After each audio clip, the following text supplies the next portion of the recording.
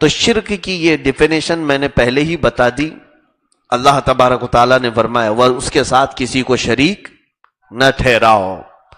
اللہ تبارک و تعالیٰ کے ساتھ شریک نہ ٹھہرانے کا کیا مفہوم ہے، کیا مطلب ہے، اس کی تفسیر گزر چکی کہ عبادت میں بھی کسی اور کی نیت بھی نہ آئے، حتیٰ کہ ہم رسول پاک صلی اللہ علیہ وسلم کی بھی عبادت نہیں کرتے. یہ توجہ سے سن کے چلیں. اور یہاں پر میں نے بہت سارے اعتراضات کو بھی دفع کیا تھا کہ کچھ لوگ ہم پر اعتراض کرتے ہیں کہ قبروں کے سامنے سجدہ کرتے ہو آپ. جو سجدہ کرتا ہے میں اس کو سنی نہیں سمجھتا، اہل سنت و جماعت میں سے نہیں ہے.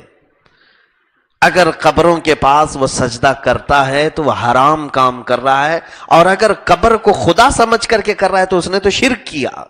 یہ میں کھل کر کے کہہ رہا ہوں. ہم کبھی کسی قبر کے سامنے سجدہ کرنے کی اجازت تو دور کی بات ہے. اعلیٰ حضرت فاضل بریلوی رضی اللہ تعالیٰ عنہ نے تو لکھا ہے بزرگوں کے مزارات سے 8 قدم دور کھڑے رہو، اتنی دور رہو جتنا ان کی زندگی میں تم ادب کرتے تھے. تمہارے ہاتھ اس لائق نہیں کہ ان کے ہاتھ چھو سکو. تم تو گناہوں میں آلودہ آئے ہو.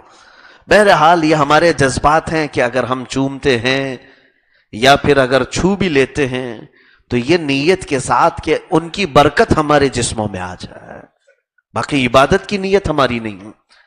ایک کسی صاحب نے سوال کیا کہ کچھ لوگ طواف کرتے ہیں، قبروں کا طواف کرتے ہیں، تو کیا یہ شرک نہیں کر رہے ہیں؟ میرے عزیز، شرک کی ڈیفینیشن سمجھو پہلے. طواف اللہ کا بھی تو نہیں ہوتا نا. اگر صرف اللہ کا طواف کر رہے ہوتے اور پھر کوئی دوسرے کا طواف کرتا تو آپ کہتے شرک کیا. خدا کا طواف ہوتا ہے؟ شرک اس کو کہتے ہیں جو خدا کے ساتھ خاص کام ہے لیکن وہ کام دوسرے کے ساتھ بھی آپ کرنے لگ گئے، دوسرے کے ساتھ بھی وہ کام کر رہے ہیں تو شرک ہے. خدا کا کب طواف کیا آپ نے؟ طواف تو خانہ کعبہ کا ہوتا ہے.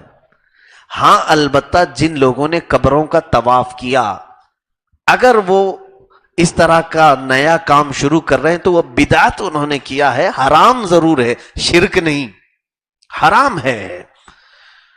بہرحال یہ تفصیلی بحث بہت دیر تک چلی جائے گی.